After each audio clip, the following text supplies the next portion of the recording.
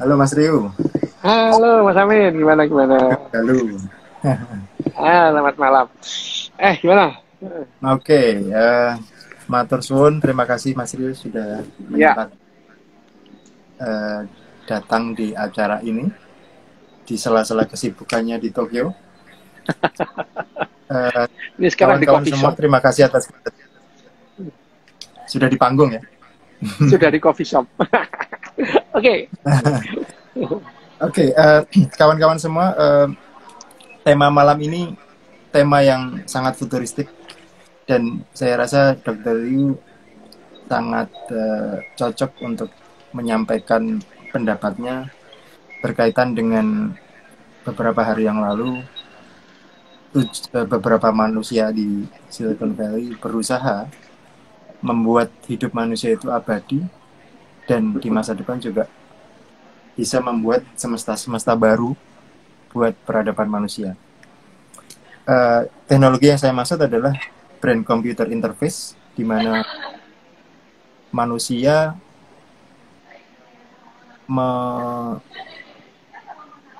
menyambungkan otaknya dengan komputer.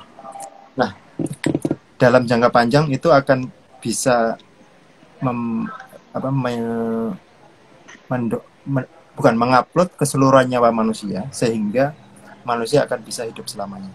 Nah, pertanyaan saya ke Mas Ryu yang pertama, seberapa cepat kira-kira ini akan terjadi?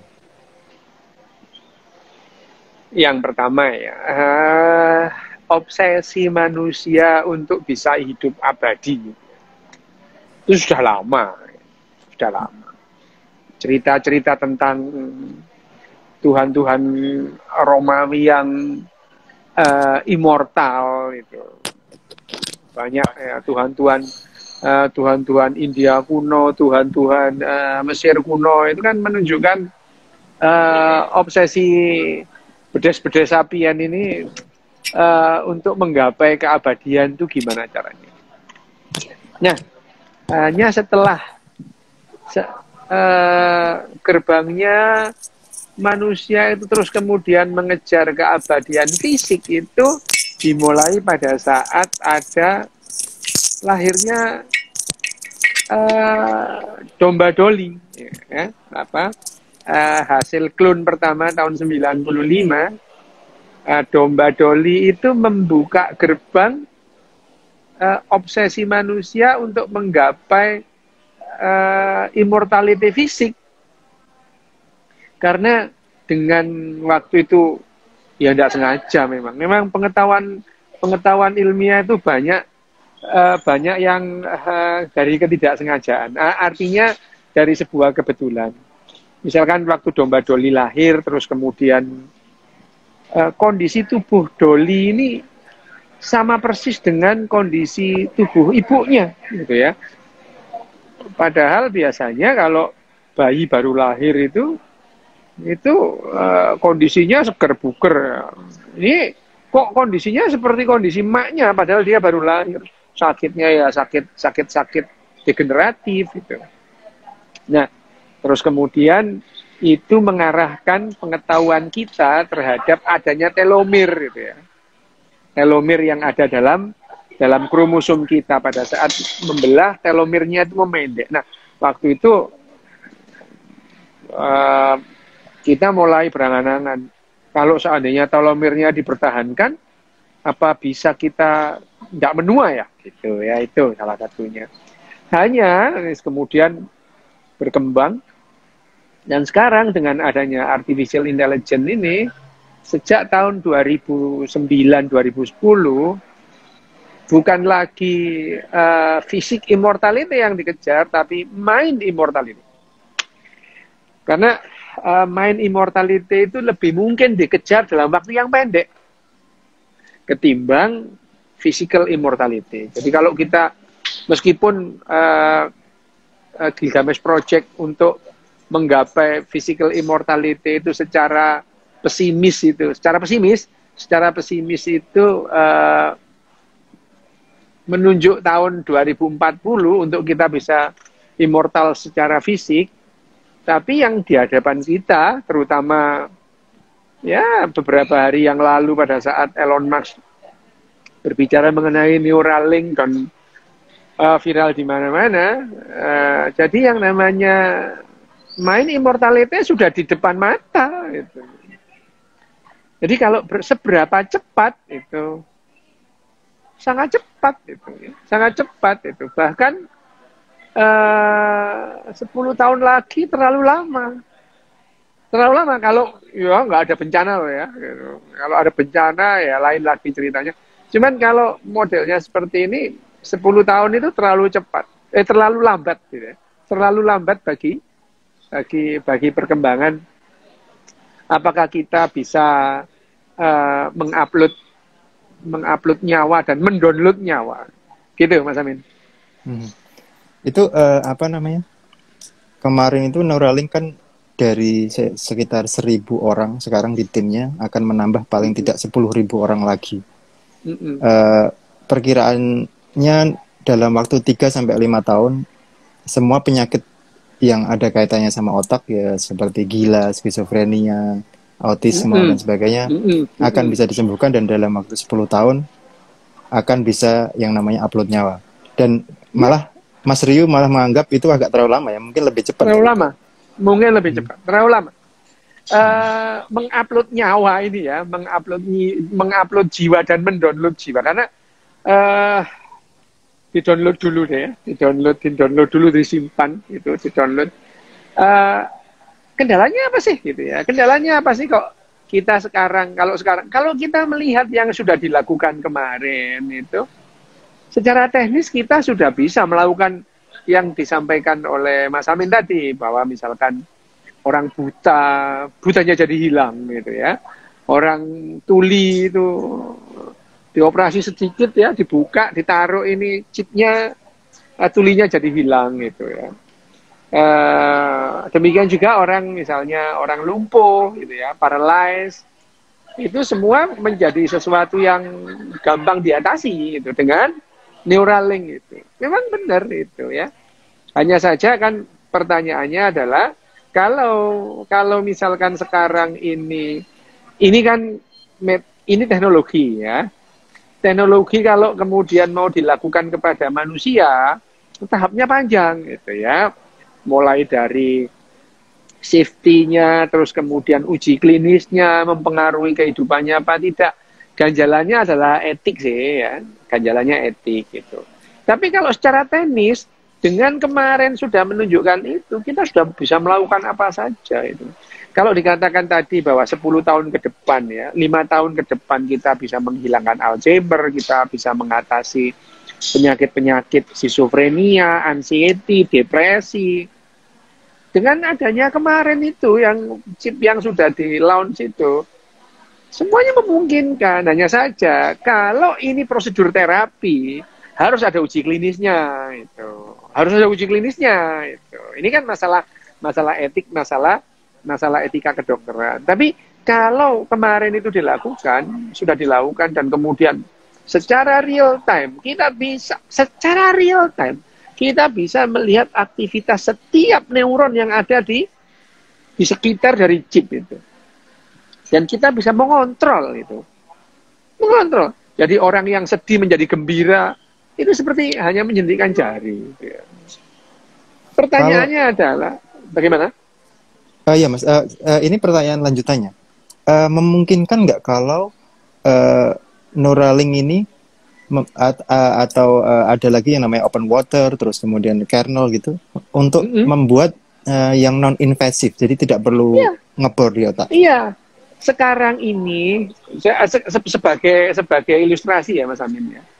Kira-kira 4 tahun yang lalu, tahun 2016, 2015, 5 tahun yang lalu. 5 tahun yang lalu untuk menggerakkan protese. Jadi protese itu adalah ya, tangan palsu, kaki palsu itu ya. Ada untuk menggerakkannya, seseorang itu harus menggunakan helm untuk merekam otaknya. Jadi merekam otaknya untuk memberikan perintah kepada lengan dan kakinya dan tungkainya sehingga bergerak-gerak seperti apa yang dia mau, ya, pakai helm. Itu 5 tahun yang lalu. Tapi sekarang helm itu sudah menjadi berubah chip kecil yang ditempelkan di luar aja di belakang gitu ya. Itu sudah menggantikan helm yang 5 tahun yang lalu. Nah, sekarang ini chip yang ditanam itu adalah supaya makin akurat mendekati tempat-tempat di mana otak itu bekerja. Misalkan ya, otak itu macam-macam. Ada yang namanya motor korteks, adalah korteks atau bagian yang menggerakkan, membuat kita bergerak, motorik ya, motor korteks. Ada sensori korteks yang merekam semua perabaan kita gitu. Ada yang namanya visual cortex. Penglihatan kita itu diatur di situ, dilihat di situ gitu ya. Ada auditory cortex, macam-macam ya. Ada ribuan pusat di otak itu yang kita sebut brain galaxy itu ya, galaxy of the brain. Banyak. Kira-kira itu hanya satu tata surya gitu. Tata surya penglihatan, tata surya pendengaran, tata surya judgment. Nah, kalau itu kemudian sekarang yang ada, yang kemarin dikenalkan oleh Elon Musk itu adalah sekarang yang paling memungkinkan dilakukan itu. Hanya saja, yaitu tadi, makin lama akan makin canggih, gitu ya. Makin lama akan makin canggih. Dan ya, dalam berbagai presentasi, terus kemudian kita melihat itu, 5 tahun lagi nggak perlu kok chip itu dipasang di permukaan otak itu. Mungkin hanya ditempelin di permukaan kulit. Atau bahkan ya, mungkin lebih cepat akan jauh, nggak apa-apa itu kan, menggunakan seperti Bluetooth itu. Karena pengetahuan ini berkembang pesat. Neuralink pada saat 1 tahun 8 bulan ya, hampir 2 tahun yang lalu, Elon Musk mengatakan itu, itu belum seperti sekarang gitu. Lempengannya lebar, ditempelin di permukaan, waktu itu di permukaan rat ya, tikus itu. Hampir semua permukaan otak tikus itu ditempeli oleh sensor dari Neuralink. Itu pun hanya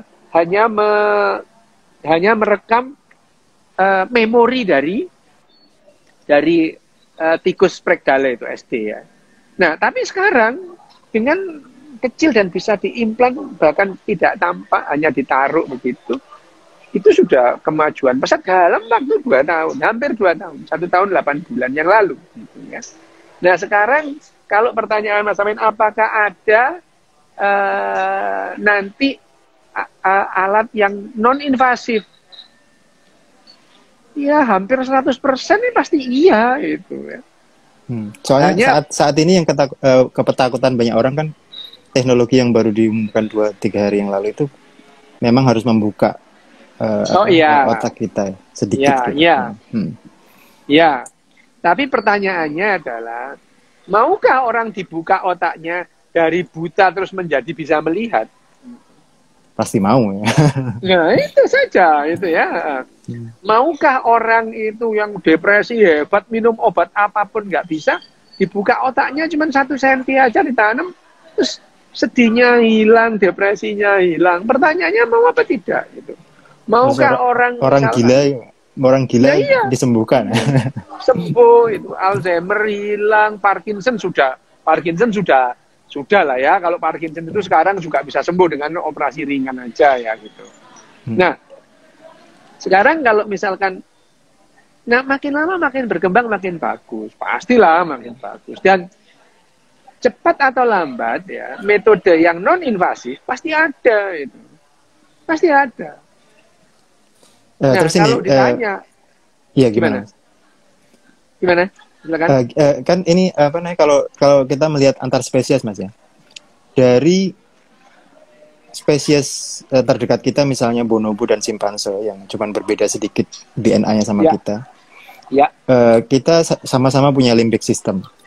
Tapi keistimewaan manusia kita punya frontal cortex. Hanya perbedaan sedikit saja itu sudah kecerdasan kita ketika diberi waktu agak lama dikit sudah sangat jauh meninggalkan mereka. Nah, kalau kita punya layer ketiga, brain computer interface yang kemudian digabungkan dengan artificial general intelligence, ini kira-kira seberapa juta kali lebih pandai kita dari yang sekarang ini? Manusia ini kehebatan manusia itu bukan per individu, Mas. Ya, kehebatan manusia ini bukan per individu. Kemajuan yang kita capai ini adalah kecerdasan kumulatif. Kecerdasan kumulatif, ya. Elon Musk mampu membuat interface yang kayak gini ini karena kerjasama 120.000 orang yang masing-masing tidak tahu tugasnya itu sebetulnya ngapain. Ya, ada yang mencari iridium, ya, dan dia cuma ngeruk aja, itu tidak tahu yang dicari apa, taruh di dump truck gitu ya. Bahkan misalkan di kantornya Elon Musk itu ada petugas electricity yang tidak tahu dia bahwa tugasnya cuma memastikan listrik itu nyala gitu ya. Jadi kalau seandainya dibandingkan kecerdasan kita dengan kecerdasan nenek moyang kita waktu pemburu pengumpul itu, individu-individu kita kalah. Gitu. Nah, tapi masalahnya karena manusia ini bekerja sama, bisa bekerja sama dalam ribuan manusia bisa bekerja sama tanpa saling mengenal, dia bisa bekerja sama, bisa menghasilkan peluru kendali nuklir, bisa menghasilkan satelit, bisa menghasilkan interface-nya Elon Musk ini ya. Nah, pertanyaannya adalah kalau kemudian interface ini bisa online satu sama lain, kecerdasan secara kumulatif meningkat unlimited, tidak terbatas. Contoh. Sekarang kalau saya punya interface, Mas Amin juga punya interface. Terus kita sambung.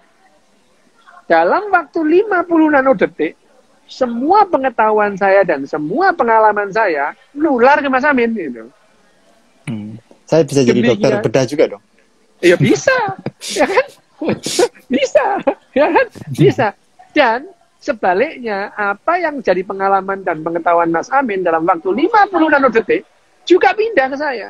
Jadi kita menjadi dua yang menjadi satu dengan kecerdasan 2 kali lipat. Kalau kita tambah 1 orang lagi, kita online, bayangin berapa? Kalau 10 orang bagaimana?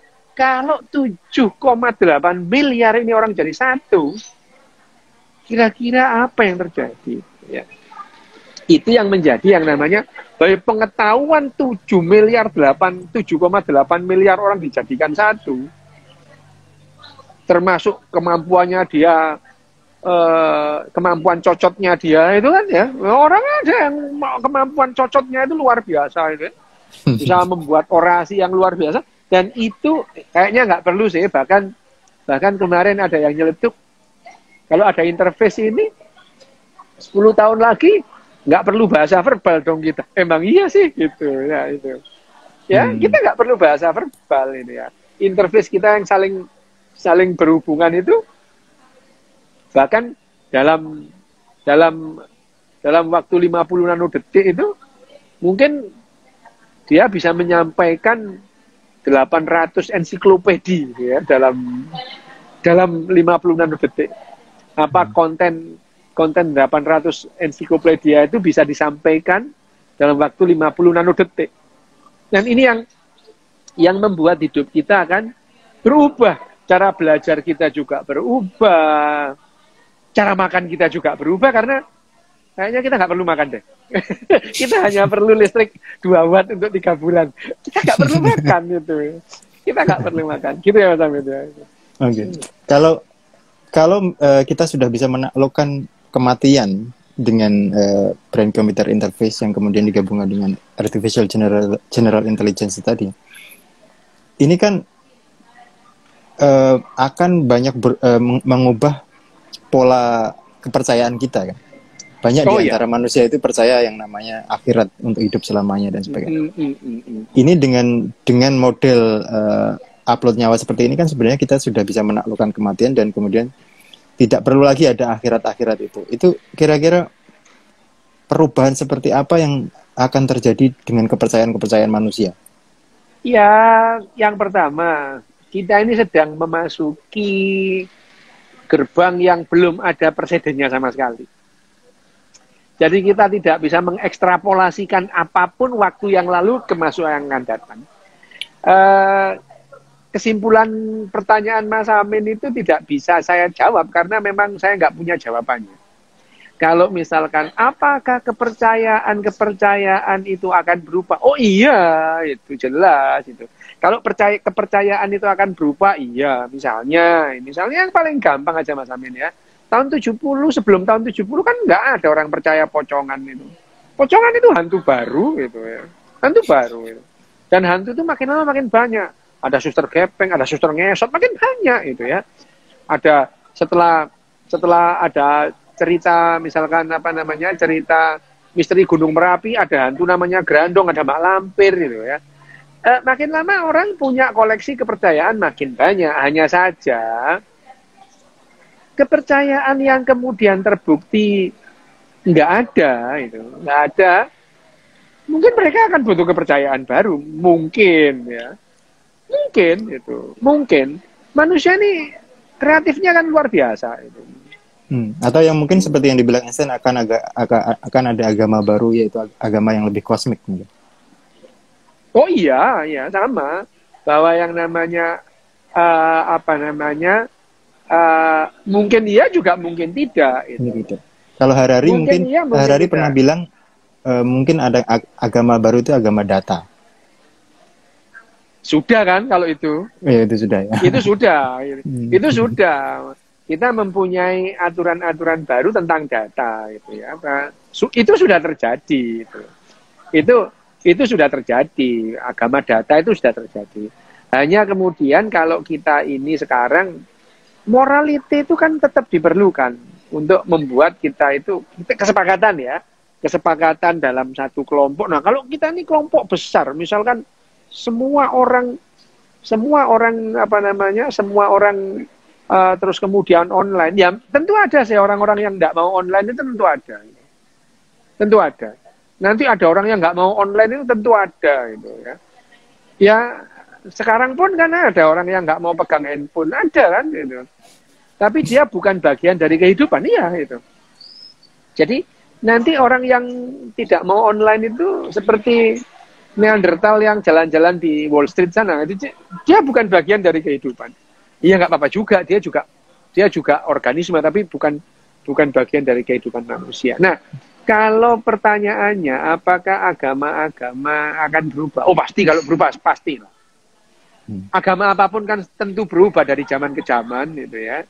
Apapun agama itu pasti berubah dari zaman ke zaman. Mulai ya misalkan tidak kenal pesawat, sekarang harus naik pesawat kemana-mana. Tentu agama ngatur gejolak yang begitu-begitu, ya. Nah itu kalau misalkan apakah keyakinan itu betul-betul akan hilang? Sepertinya tidak. Mereka punya keyakinan lain itu. Hanya saja mungkin kalau sekarang nanti itu algoritma keyakinan itu bisa diubah, itu kan karena ini kan interface ini bisa mengubah loh ya itu. Interface yang ditanam di Neuralink itu bukan hanya merekam itu, tapi dia juga bisa memberikan impuls mengubah cara kerja otak itu sendiri. Cara kerja otak sendiri. Nah itu tadi part pertamanya adalah hidup abadi, tapi part keduanya juga lebih gila lagi nih. Jadi manusia akan bisa membuat semesta baru. Nah sekarang ini kan semesta baru yang udah kita buat, misalnya game, terus di San Francisco itu ada startup namanya Second Life, yang kita bisa bikin kota di situ, bisa utang-utangan di situ, bisa nge-seks di situ, tapi masih virtual. Dan ke depan dunia virtual ini akan sama dengan dunia kita karena langsung ke otak. Jadi ada semesta baru yang kita bisa ciptakan, kita bisa sesuaikan dengan keinginan kita. Kalau dalam bahasa agama mungkin kita akan bisa membuat surga-surga sendiri. Mau bidadarinya 72, mau bidadara 360, semua bisa dibikin. Gitu. Bagaimana pendapat Mas Rio tentang hal itu? Ya, yang pertama ya, yang pertama yang sudah di depan mata ini, kalau kemudian kita itu mengupload apa yang ada di otak kita. Otak kita itu kan sebetulnya data dan pengolahan data. Otak kita ini ya. Otak kita bekerja itu penuh data dan pengolahan data. Ada operating system di situ, ada ribuan ribuan program yang saling tumpang tindih ya itu. Modul. Ada modul yang saling ribuan tumpang tindih gitu ya, modulnya aplikasi lah ya. Ada ribuan aplikasi yang saling tumpang tindih di otak kita. Dan itu bekerja semua. Otak itu bekerjanya begitu. Ada data yang setiap kali diperbarui. Setiap kali ada input masuk. Dan input itu kita olah. Input itu kadang-kadang bisa berupa ilusi macam-macam. Nah, kalau misalnya sekarang ini, dalam waktu dekat ini, semua data yang ada di otak Mas Amin misalnya, dan semua aplikasi dan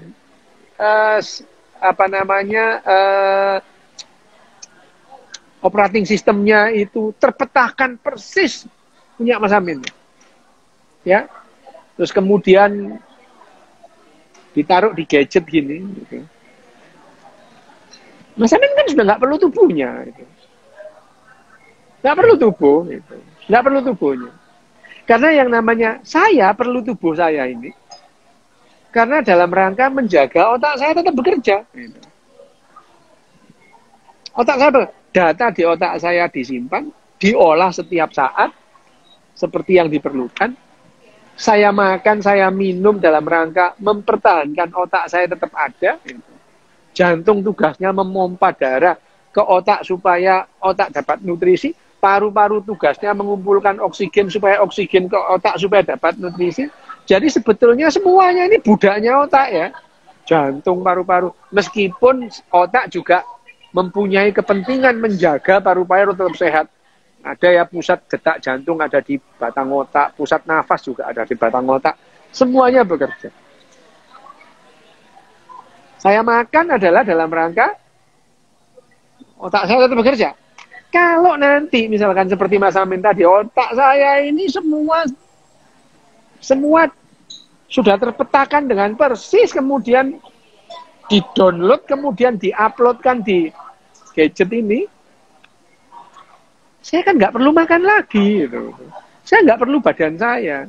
Kalau seandainya saya kepingin ngerasa soto Lamongan misalnya ya itu. Itu hanya perkara data dan pengolahan data. Saya tahu persis itu. Teksturnya, poyanya itu tahu persis itu ya itu. Orgasme, masalah kecil itu rasa itu gampang gitu ya. Ya. Itu adalah masalah data dan pengolahan data. Itu kalau ditaruh di gadget itu. Lah kalau seandainya data dan pengolahan data tadi itu terus ditaruh di cloud, kita ada di mana? Ada di mana-mana. Selain immortal, kita juga dari transenden itu. Transenden itu ada di mana-mana. Dan kita tidak terlibat dengan kehidupan ini. Tidak lagi imanen kita transenden gitu. Ya, jadi kita tidak ada beruang makan ular atau dimakan ular, kita lihat aja, kita senyum-senyum aja. Ya udah sih itu kita nggak ikut-ikut. Nah, itu yang jadi yang akan merubah semua konsep kita tentang kehidupan ini gitu. Nah, ini kaitannya sama data yang Mas Ryu tadi bilang. Microsoft itu sedang mencoba memasukkan 1 miliar terabyte data ke dalam 1 gram DNA. Ya. Itu kalau misalnya data nyawa kita itu mungkin nggak nyampe 8.000-an terabyte ya. Ya. Kalau pakai connectomic. Kalau pakai proteomic mungkin sekitar 1 juta terabyte. 1 terabyte ya betul. Kalau misalnya data kita cuma segitu, berarti sebenarnya di masa mendatang kita bisa hidup sebagai angin, sebagai hujan, sebagai air, sebagai apapun lah ya. Jadi Ya, apa namanya, kita seolah-olah menyatu dengan alam tuh. itu tidak terelakkan kalau kita sudah memasuki transendensi itu. Jadi ya tidak terlalu berlebihan kalau Harari itu mengatakan bahwa agenda kita itu, tiga agenda kita adalah mengejar kebahagiaan, immortality, dan transendensi itu. Ini di depan mata memang ya. Karena musuh kita yang dulu, agenda kita tentang kelaparan, apa namanya, infeksi dan perang itu sudah lewat itu. Perang tetap ada tapi yang mati sedikit itu. Itu di Suriah udah biarin aja sih itu. Orang mati cuma sedikit, lebih banyak yang mati karena serangan jantung gitu. Ya, ya, jadi itu tidak terlalu berlebihan bahwa yang kemudian disampaikan Mas Amin tadi misalnya bahwa sebetulnya Mas itu ya, sebetulnya kita ini kan ya nggak canggih-canggih amat sih badan kita ini itu. Nggak canggih-canggih amat itu. Kalau misalkan itu kita jadi cyborg dong. Loh, kita ini sudah cyborg sejak lama itu. Misalnya, mana ada sih orang itu misalkan dari Surabaya atau dari Jombang ke Surabaya jalan kaki, kan nggak ada. Apes-apesnya naik motor itu. Ya, itu. Mana ada sih sekarang orang hitung-hitungan pakai porogapit, kan nggak ada. Pakai kalkulator itu. Mau nginget-nginget googling gitu ya. Cuman semua ini belum diimplan aja dalam tubuh kita itu. Jadi actually kita ini cyborg sudah itu. Secara praktis kita ini cyborg. Saya ini kalau nggak pakai ini nggak bisa baca itu. Supaya bisa baca pakai ini gitu ya. Apa bedanya saya dengan $6 million man yang bisa lihat jauh itu. Cuman ini belum diimplan. Kalau sudah diimplan nggak ada. Kalau saya misalkan sekarang mau ke rumah sakit sebelah gitu, naik mobil, cuman ya itu belum diimplan. Jadi actually kita sudah cyborg gitu. Nah, kemampuan manusia ini ya, ini kan kemampuan kumulatif. Dari orang menemukan roda sampai akhirnya menemukan mobil dan pesawat, itu kan yang namanya pengetahuan turun-temurun semakin nambah, berevolusi menjadi pengetahuan yang sampai sekarang kita rasakan. Nah, kalau misalnya ya, kalau misalnya kita ini sekarang pengetahuan yang sudah kita jalani akhirnya menjadi memudahkan kita, itu kan ya karena kita mencari yang lebih nyaman itu. Manusia kan gitu ya. Ini misalkan sekarang ini dingin, itu dipasang pemanas gitu ya. Supaya merasa nyaman gitu. Mau jalan cepat-cepat. Jadi sebetulnya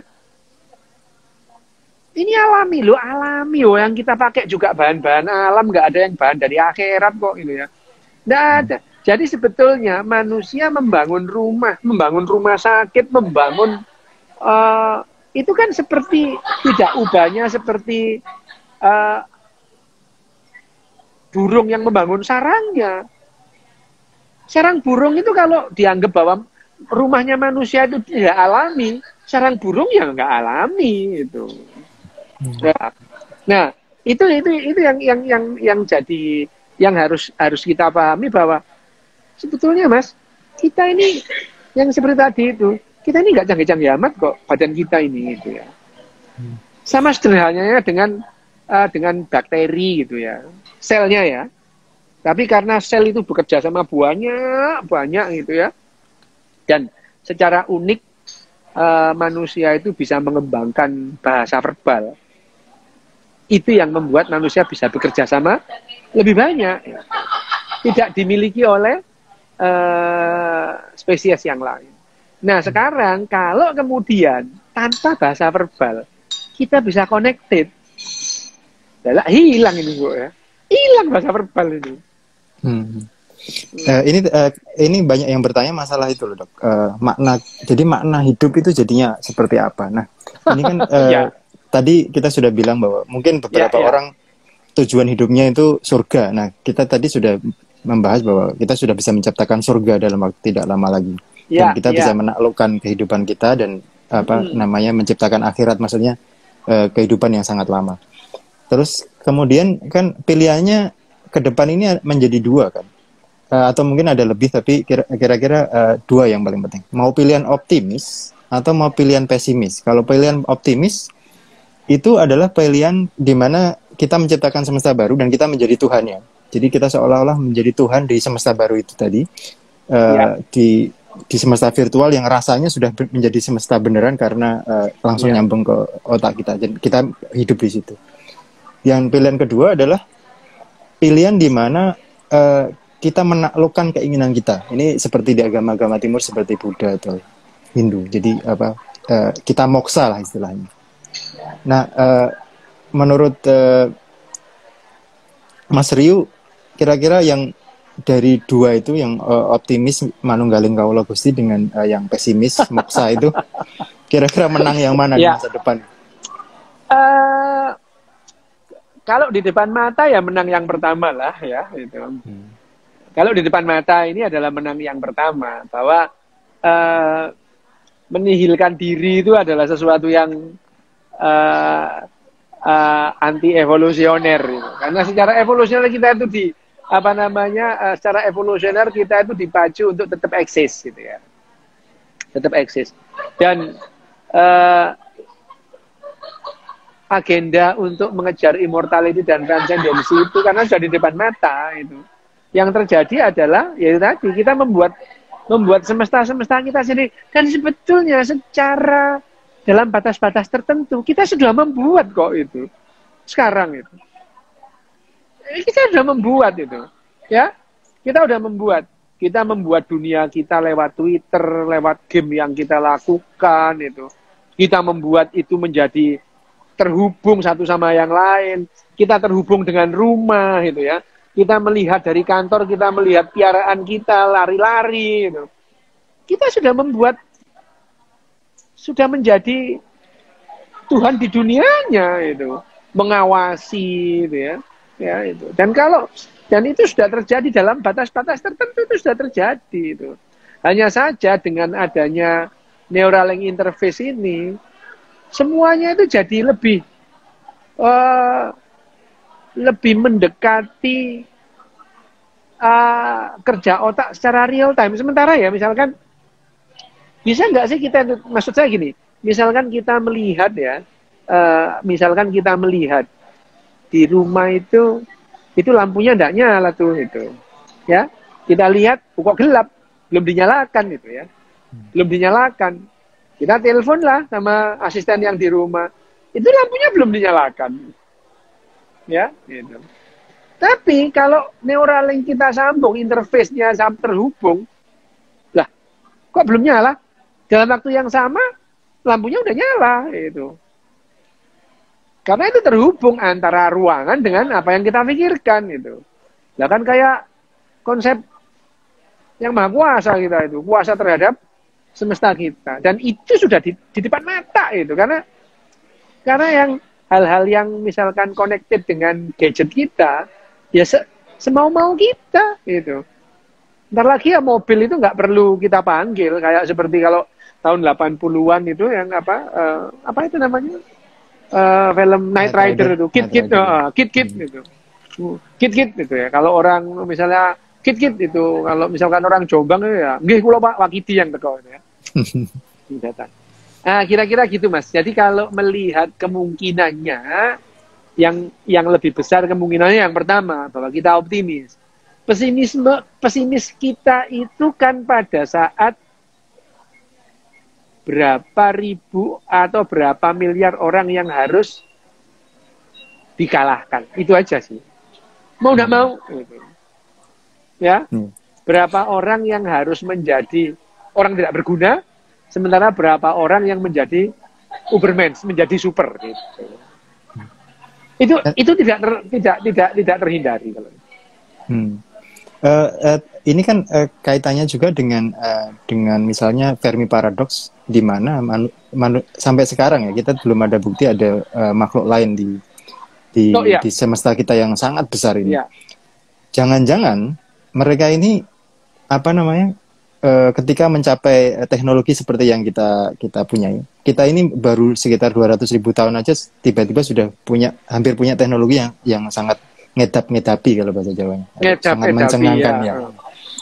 Itu jangan-jangan apa namanya, civilization di semesta kita ini yang sudah maju itu langsung pindah ke semestanya sendiri, atau ke dimensi yang lebih tinggi, karena menurut string teori misalnya ada paling tidak 11 dimensi gitu. Ya. Itu kalau menurut Mas Ryu, jangan-jangan ini menjelaskan Fermi paradox nggak ya? Jadi apa namanya, kenapa sampai sekarang kita belum menemukan apa namanya, civilization yang maju di belahan semesta lain? Apakah itu karena mereka sudah mencapai teknologi yang kita punya ini? Kalau sains itu kan berpikir bukti ya. Kita kemungkinan ada, tapi kemungkinannya berapa persen gitu ya. Kemungkinannya seberapa besar. Cuman jangankan kehidupan yang maju. Kehidupan yang tidak maju aja loh kita nggak dapat bukti itu. Ada kehidupan di tempat lain. Sampai sekarang ya. Sampai sekarang gitu. Sampai sekarang itu kita tidak menemukan satu bukti pun ada kehidupan lain di luar bumi. Belum. Meskipun kalau hitung-hitungan itu ya, bahkan hitung-hitungannya siapa namanya, Hawking itu kemungkinannya, itu luar biasa ya. Bahkan Hawking itu ngitung ada 10 pangkat 150 semesta ya, itu yang dengan berbagai macam tadi apa namanya, dimensi itu. Dimensi itu ada 11 dimensi. Kebetulan alam semesta kita ini 4 dimensi, 3 dimensi ruang dan 1 dimensi waktu. Yang 7 mana? Terlipat gitu ya. Itu juga dihitung dalam string teori dan M teorinya siapa namanya? Hawking ya. Itu. Nah, ya itu. Hanya saja kalau kita mungkin enggak sih? Ya mungkin itu. Mungkin, tapi mungkin juga enggak gitu ya. Mungkin itu kan bisa iya, bisa enggak. Tapi buktinya sampai sekarang tidak ada gitu. Sampai sekarang tidak ada bukti. Tidak ada bukti kehidupan maju. Jangankan kehidupan maju, kehidupan yang tidak maju aja loh kita nggak ada buktinya. Ada misalkan kehidupan di sana, ada misalkan karbon base atau arsen base atau ferrum base, kehidupan berbasis yang lain itu ya. Itu tidak ada bukti. Nah, kalau pertanyaannya mungkin nggak sih kayak gini? Itu kan juga reka-rekaan kita itu. Rekaan kita tuh manusia itu luar biasa loh mereka-rekanya itu ya. Ada lelembut yang nggak pernah ketemu sifatnya juga tahu. Ketemu aja lo nggak tahu itu. Sifatnya ada yang sifat macam-macam itu ya. Itu rekaan manusia. Hanya saja rekaan manusia itu ada yang kemudian jadi kenyataan, ada yang itu khayalan, nggak mungkin lah kayak gitu ya itu. Tetap saja kalau pertanyaannya adalah seperti yang ditanyakan Mas Amin tadi, misalnya mungkin nggak sih ada peradaban di tempat lain yang kemudian seperti yang sudah melampaui kita? Ya mungkin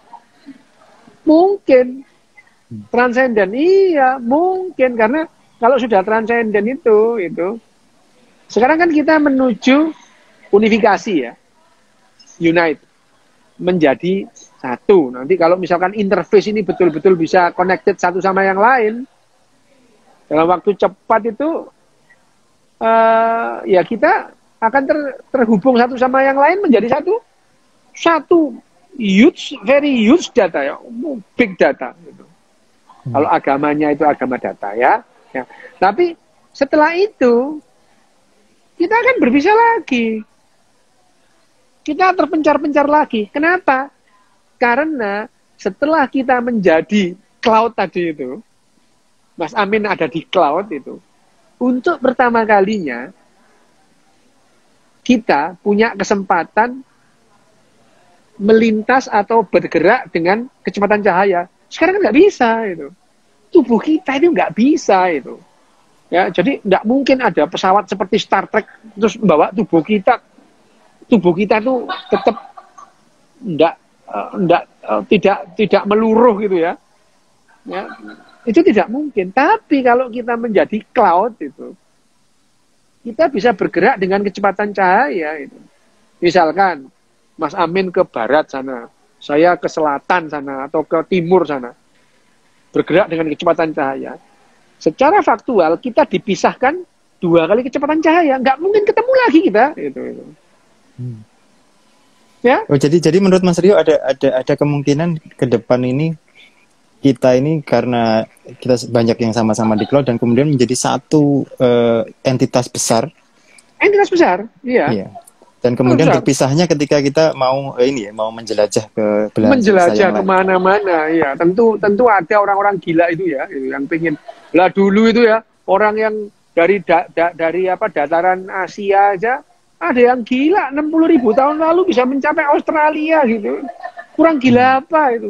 Nggak tahu. Sekarang misalkan ada orang-orang tertentu yang kemudian dia kepingin menjelajah, kan secara faktual terpisah kecepatan cahaya melesat, nggak mungkin ketemu lagi gitu ya. Dan dia akan berevolusi menjadi sesuatu yang lain, di sana juga berevolusi menjadi sesuatu yang lain.